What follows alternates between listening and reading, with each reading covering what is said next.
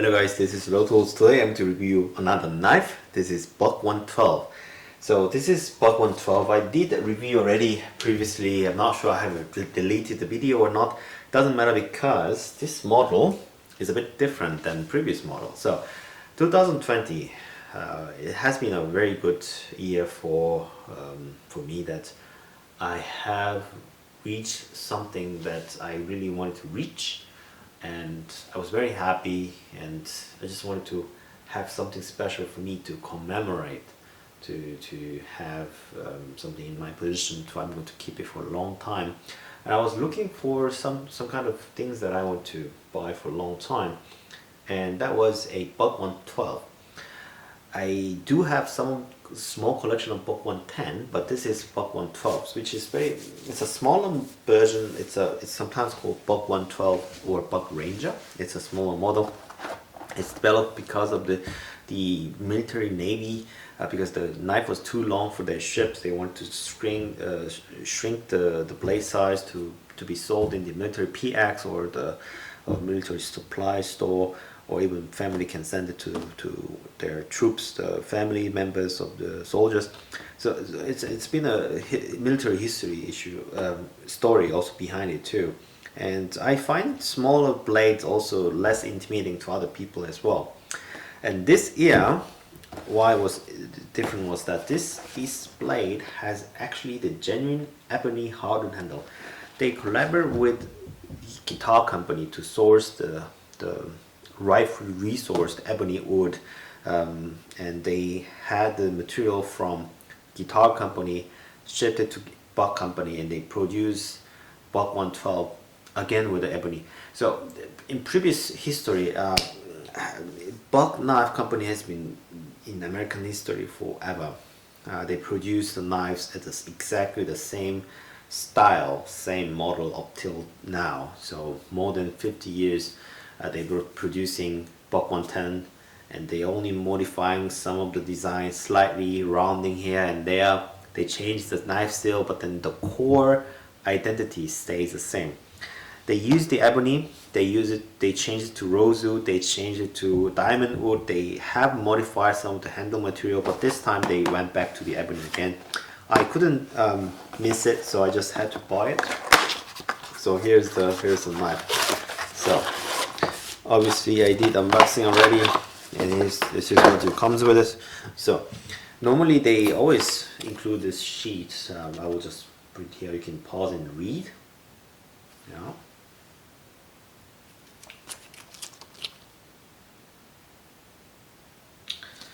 And they include this sheet. Yeah. So handles is natural product. So everything was one of a kind, and it's all slightly different. That's what they're saying. So this is the knife, kind of crude opening there. So it was like this, but then I opened it, it kind of ripped off the styrofoam.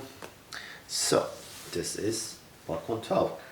Small, but very thick, still heavy because of the brass. Look at the ebony. Look at this ebony handle. Beautiful, isn't it? It's a combination of black and gold and silver. It's a three-color match. Is really good. This ebony handle. It's just, I like this a lot. If you open it, boom. I'll put a link in the description in the comment box where you can purchase this. It's a really good knife, good solid knife. Traditional knife. This is going into my collection.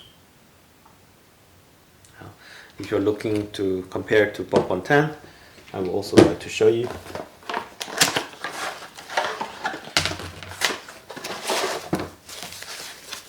Buck 110 as well. Ebony model. I'll also put the link in the description box where you can purchase this. So top one is Buck 110. The bottom one is Buck 112. So two traditional, big brother, small brother, father and son, I don't know, you name it. First one is suitable for hunting session. Maybe it's hunting application. This one more of a EDC carry. If you have a nice thick belt together with a sheath, it's a really good traditional looking knife. It's people argue over the size and also thickness and the weight of the Buck 110 and 112. They also produce a modern version with a micarta or plastic handle as well, but then this kind of brass combination with the wood scale, just no match. I like the classical versions. There are applications for tactical purposes, but then if I'm looking for tactical where it's thin and light and just high functional, I will go for different brand. I will go for any other tactical brand, Spyderco or Benchmade, and other brands as well. Buck knives, traditional, just stays the same. Everything as it's produced for forever. One day I will just frame it to the wall with other buck knives, just traditional knives. These are knives that I will never sell to anyone. It's a really funny thing. All these tactical things and lightweight plastic and micarta handle ones.